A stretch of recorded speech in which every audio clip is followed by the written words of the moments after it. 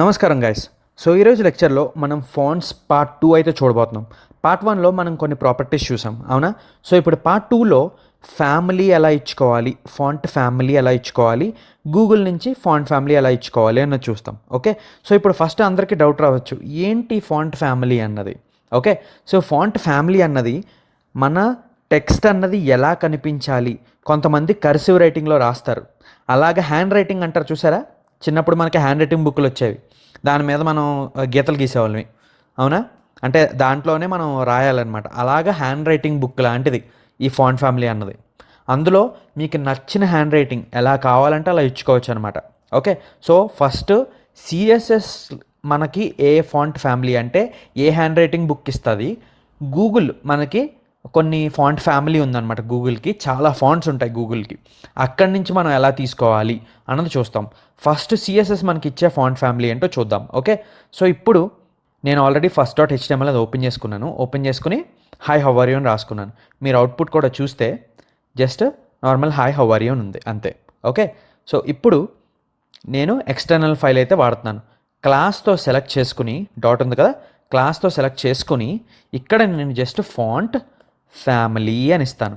Okay, font family అని ఇవ్వంగానే చూసారా నాకు ఎన్ని ఆప్షన్స్ వచ్చాయో. ఇవన్నీ ఏంటి, ఫాంట్ ఫ్యామిలీ అనమాట. ఓకే, సో ప్రస్తుతానికి ఇవి మనకి స్టాండర్డ్. ఇవన్నీ ఏంటంటే ఇవ్వచ్చు ఇవన్నీ, కాకపోతే ఇవన్నిటికి మనం లింకులు ఇచ్చుకోవాలి. సో దాని బదులు ఇవి ఉన్నాయి చూసారా, cursive, fantasy, మోనోస్పేస్, సాన్రిఫ్ and serif.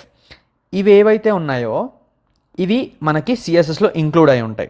For example నేను సాన్ సెరిఫ్ అని పెడతాను చూడండి. ఇది ఫాంట్ యొక్క స్టైల్. ఓకే, అంటే ఎలా కనిపించాలి, దాని హ్యాండ్ రైటింగ్ ఎలా కనిపించాలి అన్నది ఫాంట్ ఫ్యామిలీ అంటాం. సో గుర్తుంచుకోండి, ఫాంట్ ఫ్యామిలీ అన్నది ప్రాపర్టీ నేమ్. సాన్ సెరిఫ్ అన్నది మీరు ఇవి గుర్తుంచుకోవాల్సిన అవసరం లేదు. ఇవి ఏవైతే వాల్యూస్ ఉన్నాయో గుర్తుంచుకోవాల్సిన అవసరం లేదు. మీకు ఏదైనా ఫాంట్ ఫ్యామిలీ కావాలంటే నేను గూగుల్కి వెళ్ళి గూగుల్ నుంచి ఎలా డౌన్లోడ్ చేసుకోవాలో మీకు చూపిస్తాను. ఓకే, సో ఇప్పుడు రిఫ్రెష్ చేసుకుంటే చూసారా నాకు మారింది. నేను మీకు చూపిస్తాను, ఆగండి. దీనికి ఫాంట్ సైజ్ పెంచుతాను. సో మనకి కొంచెం పెద్దగా కనిపిస్తుంది. ఫాంట్ సైజ్ వచ్చేసి ఒక 50 పిక్సెల్ ఇస్తాను, సో పెద్దగా కనిపించడానికి. ప్రస్తుతానికి నేను దీన్ని కమెంట్ అవుట్ చేసేసి రిఫ్రెష్ చేస్తే చూసారా నాకు పెద్దగా వచ్చింది. ఇది డిఫాల్ట్ అనమాట. డిఫాల్ట్ నా హ్యాండ్ రైటింగ్ నా వెబ్ పేజ్లో ఇలా ఉంటుంది. దీన్ని నేను మార్చుకోవాలి నాకు హ్యాండ్ రైటింగ్ అంటే ఈ యొక్క వాల్యూస్ వాడాలన్నమాట. ఓకే, సో ఇవి అన్నీ గుర్తుంచుకోవాల్సిన అవసరం లేదు మీకు. ఓకే, సో ఇప్పుడు రిఫ్రెష్ చేస్తే చూసారా నాకు హ్యాండ్ రైటింగ్ మారింది. అలాగా మనకేముంది, సెర్ఫ్ అని ఒక వాల్యూ ఉంది, దాన్ని కూడా పెట్టి చూద్దాం. చూసారా బేసిక్గానే ఉంది. అలాగా మనకి ఇంకా ఉన్నాయి. ఫ్యాంటసీ అని ఉంది, ఇంకోటి చూసారా ఫ్యాంటసీ అని ఇచ్చి చూస్తే చూసారా ఎలా మారిందో, బోల్ట్ ఇచ్చినట్టు అయిపోయింది. కాకపోతే హ్యాండ్ రైటింగ్ మారింది, కాకపోతే బోల్ట్నెస్తో వచ్చింది. అలాగే మనకి కర్సివ్ అని ఉంది. సో కర్సివ్ కూడా చూస్తే ఇదిగోండి కర్సివ్. రిఫ్రెష్ చేస్తే చూసారా అంతా కర్సివ్ లైటింగ్లో వచ్చింది. అలాగా మనకి డిఫరెంట్ టైప్ ఆఫ్ ఫాంట్స్ ఉన్నాయన్నమాట. ఓకే, ఇక్కడ చూసుకుంటే మీరు డిఫరెంట్ టైప్స్ ఆఫ్ ఫాంట్స్ ఉన్నాయి. ఓకే, సో ఇప్పుడు నాకు అది వచ్చేసి బేసిక్గా ఫాంట్ ఫ్యామిలీ అండి. ఫాంట్ ఫ్యామిలీ అంటే మీరు అక్కడ హ్యాండ్ రైటింగ్లు ఇచ్చుకోవడానికి బేసిక్గా. ఓకే, సో ఇప్పుడు గూగుల్ నుంచి నేను ఫాంట్స్ తీసుకోవాలి, ఎలా తీసుకోవాలి అంటే నేను మీకు ఇప్పుడు చూపిస్తాను. మీరు బ్రౌజర్ ఓపెన్ చేసి సింపుల్గా గూగుల్ ఫాంట్స్ అని రాయండి. ఓకే, గూగుల్ ఫాంట్స్ అని రాస్తే ఫస్ట్ మీకు ఒక లింక్ వస్తుంది, fonts.google.com అని చెప్పి. ఫస్ట్ ఒక గూగుల్ ఫాంట్స్ బ్రౌజ్ ఫాంట్స్ అని వస్తుంది. దాని మీద మీరు క్లిక్ చేస్తే ఓకే, ఎప్పుడైతే మీరు దాని మీద క్లిక్ చేస్తారో మీకు చాలా ఫాంట్స్ ఇస్తుంది. ఓకే, ఇక్కడ చూసుకుంటే మీరు కిందకి వెళ్తే ఇక్కడ ఇలా వస్తుంది అనమాట. మీకు ఏమైనా ఫాంట్స్ తెలుసుంటే ఇక్కడ టైప్ చేయండి, బట్ ప్రస్తుతానికైతే మీకు ఏ ఫాంట్స్ తెలియదు అనుకుంటున్నాను నేను. సో ఇక్కడ మీరు కిందకి వెళ్తే చూసారా ఎన్ని ఫాంట్స్, మీకు బార్ చూసుకుంటే చాలా పెద్దగా ఉంది. చూసారా ఎన్ని ఫాంట్స్ ఉన్నాయో, మీకు 190 ఫాంట్స్ ఇస్తుంది ఇది గూగులే.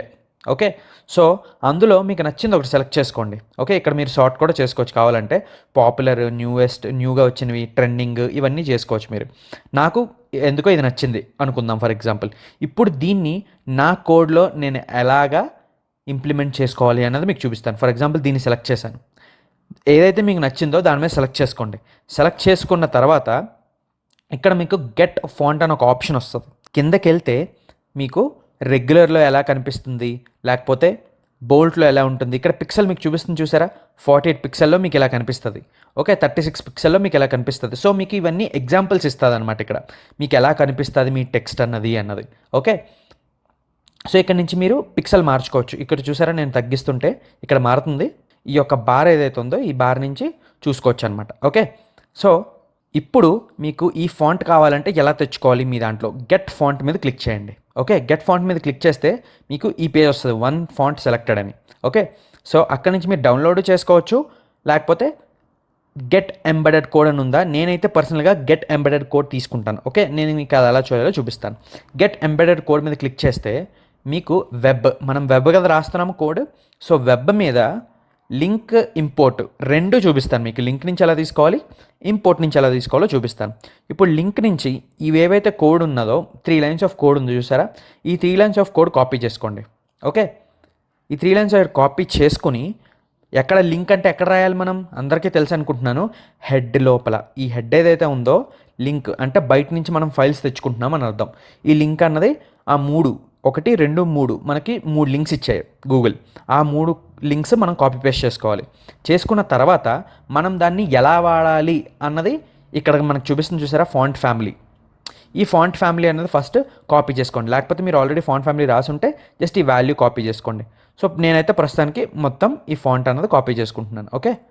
దీన్ని కాపీ చేసుకుని మీ యొక్క స్టైల్కి వెళ్ళి ఈ ఫాంట్ ఫ్యామిలీ బదులు ఇది ఇస్తారనమాట. ఓకే. మీకు ఇక్కడ 2 ఎందుకు వస్తున్నాయి, 2 ఎందుకు ఇస్తున్నారు అన్నది మీకు ఎక్స్ప్లెయిన్ చేస్తాను. ఓకేనా. సో, ఇప్పుడు నేను రిఫ్రెష్ చేస్తే నా యొక్క ఫాంట్ ఏమవుతుందో చూడండి. చూసారా, హాయ్ హౌ ఆర్ యూ అని ఎలా మారిందో. సో, ఇలాగా మీరు మీ టెక్స్ట్ని మీకు కావాల్సిన ఫాంట్తో డిజైన్ చేసుకోవాలి అంటే ఇప్పుడు మనం ఏం చేసాం, లింక్తో తీసుకున్నాం. నాకు పర్సనల్గా చెప్పాలంటే లింక్స్తో తీసుకోవడం నచ్చదు. నేను ఎప్పుడు ఇంపోర్ట్తో తీసుకుంటాను. ఇంపోర్ట్ ఏంటంటే నాకు ఒకటే లింక్ ఉంటుంది. ఓకే. కాకపోతే లింక్లో చూసారా మీకు 3 లింక్స్ ఉన్నాయి. ఇది నాకు కొంచెం ఇబ్బంది అనిపిస్తుంది ఇప్పుడు. ఓకే. అందుకని చెప్పి ఇప్పుడు ఇంపోర్ట్తో ఎలా తీసుకోవాలన్నది మీకు చూపెడతాను. ఓకే. ఇక్కడ మీరు చూసుకుంటే మీరు లింక్స్ ఎక్కడ ఇస్తున్నారు, HTMLలో హెడ్లో ఇస్తున్నారు. అవునా, నాకు ఇక్కడ ఇవ్వాలని లేదు. నేను యాక్చువల్గా పర్సనల్గా నేను ప్రిఫర్ చేసేది ఏంటి అంటే ఇంపోర్ట్. ఓకే. సో, ఇప్పుడు ఇంపోర్ట్లో ఈ యొక్క ఏదైతే ఉందో @import అని అది కాపీ చేసుకోండి. ఓకే. ఇప్పుడు ఇంపోర్ట్తో ఎలా తీసుకోవాలి అన్నది నేను మీకు చూపిస్తున్నాను. ఈ యొక్క @import నుంచి ఇది స్టైల్ అనేది తీసుకోవద్దు. ఓన్లీ ఈ ఇంపోర్ట్ ఏదైతే ఉందో అదే తీసుకోండి. అది తీసుకుని మీ styles.cssకి వెళ్ళి పైన అన్నిటికన్నా పైన పేస్ట్ చేసుకోండి. ఎప్పుడైనా సరే ఫాంట్స్ అన్నవి పైనే పేస్ట్ చేసుకోండి. ఓకే. ప్లస్ వాల్యూ సేమ్ ఉన్నది. ఇక్కడ చూసుకుంటే మీరు value font family Bungee tint sans serif. Okay. అదే Bungee tint sans serif. So, ఇప్పుడు నేను దీన్ని కామెంట్ అవుట్ చేస్తాను. కామెంట్ అవుట్ చేసి నేను మీకు చూపిస్తాను చూడండి. ఇప్పుడు రిఫ్రెష్ చేస్తే నాకు నార్మల్ వచ్చేసింది టెక్స్ట్. బట్ నేను ఇంపోర్ట్ యూస్ చేస్తున్నాను. ఇంపోర్ట్ యూస్ చేసి దీన్ని అన్కామెంట్ చేస్తే చూడండి ఏమవుతుందో. నాకు మళ్ళీ ముందు ఎలా ఉందో అలా వచ్చేసింది చూసారా.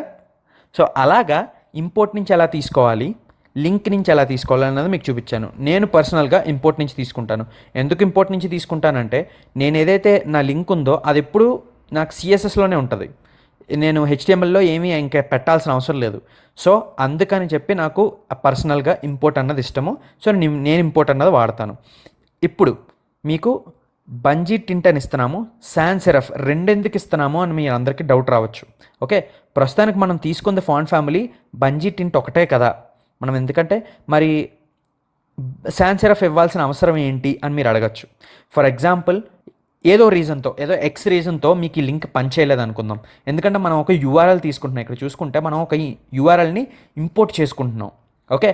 ఇప్పుడు ఫర్ సమ్ రీజన్ మీకు ఇది పనిచేయలేదు, దీన్ని కామెంట్ అవుట్ చేస్తాను. ఎందుకంటే నాకు పని చేయట్లేదు కాబట్టి కామెంట్ అవుట్ చేశాను దాన్ని. ఓకే. ఇప్పుడు చూడండి ఏమొస్తుందో. రిఫ్రెష్ చేస్తే చూసారా ఏం అప్లై అయింది, నాకు సాన్ సెరిఫ్ అప్లై అయింది. ఎందుకు సాన్ సెరిఫ్ అప్లై అయిందంటే ఇది బ్యాకప్ లాంటిది. అంటే ఒకవేళ నాకు ఏ రీజన్తో అయినా ఇది పని చెయ్యకపోతే ఓకే అప్పుడు ఇది పని చేయదు కదా. ఇది పని చేయని పక్షంలో నాకు ఇది వాడుకో అని చెప్తున్నాను. అంటే ఇది ఒక బ్యాకప్ లాగా ఇస్తున్నాను. ఒకవేళ ఇది కూడా పని చేయకపోతే అని చెప్పి నేను ఇక్కడ ఇంకోటి రాసుకోవచ్చు, కర్సివ్ అని రాసుకుంటాను. ఓకే. అలాగా మీకు నచ్చింది రాసుకోవచ్చు అనమాట. ప్రస్తుతానికి అయితే సాన్స్ సెరిఫ్ పని చేస్తుంది. ఓకే. అదే నేను ఈ రెండింటిని రివర్స్ చేస్తాను చూడండి. ఈ కర్సివ్ ముందు పెడతాను, ముందు పెట్టి సాన్స్ సెరిఫ్ తర్వాత పెడతాను. చూడండి ఏది అప్లై అవుతుందో. ఓకే, కర్సివ్ పెట్టి సాన్స్ సెరిఫ్ అన్నది పెట్టాను. ఇప్పుడు నేను రిఫ్రెష్ చేస్తే చూసారా నాకు కర్సివ్ అన్నది అప్లై అయింది, అంటే ఇది అవైలబిలిటీలో ఉందన్నమాట. సో ఏది అవైలబిలిటీలో ఉంటే అది అప్లై చేసేసుకుంటుంది. ఓకే, సో ఏది అవైలబిలిటీ లేకపోతే ఇది అప్పుడు మనకి నార్మల్ డిఫాల్ట్ ఏదైతే ఉందో మన బ్రౌజర్ డిఫాల్ట్ అది వచ్చేస్తుంది అనమాట. కాకపోతే ఇవన్నీ ఎందుకు ఇస్తున్నామంటే ఒకవేళ ఇది పని చేయకపోతే ఇది అప్లై చేయి, ఇది కూడా పని చేయకపోతే ఇది అప్లై చేయి, అలా అనమాట. అంటే ఫర్ ఎగ్జాంపుల్ నా దగ్గర 2 చాక్లెట్లు ఉన్నాయి, ఒక చాక్లెట్ పోతే ఇంకో చాక్లెట్ ఉంటుంది కదా అన్న టైప్ అనమాట ఫాంట్ ఫ్యామిలీ. అందుకని చెప్పి మనం మోర్ దెన్ 1 ఇచ్చుకోవచ్చు. ఓకే, సో అందరికీ గూగుల్ ఫాంట్స్ నుంచి ఎలా తీసుకోవాలి ప్రస్తుతానికైతే అన్కామెంట్ చేసి మీకే చూపిస్తాను. చూసారా నా ఫస్టే అప్లై అయింది. నేను ఇప్పుడు 2-3 ఇచ్చినా సరే నాకు బంజీరా అంటే అవైలబిలిటీలో వచ్చింది కదా ఇప్పుడు ఇంపోర్ట్, అందుకని చెప్పి నాకు ఇది అప్లై అయింది. సో అందరికీ అర్థమైంది అనుకుంటున్నాను. ఓకే, ఏమైనా డౌట్స్ ఉంటే కామెంట్ బాక్స్లో పెట్టండి. ఓకే, సో నెక్స్ట్ లెక్చర్లో నేను REM అండ్ EM అన్నది ఇంటర్వ్యూ క్వశ్చన్, సో అది ఎలా చేయాలన్నది మీకు చెప్తాను. ఓకే, సో నెక్స్ట్ క్లాస్లో కలుద్దాం గైస్.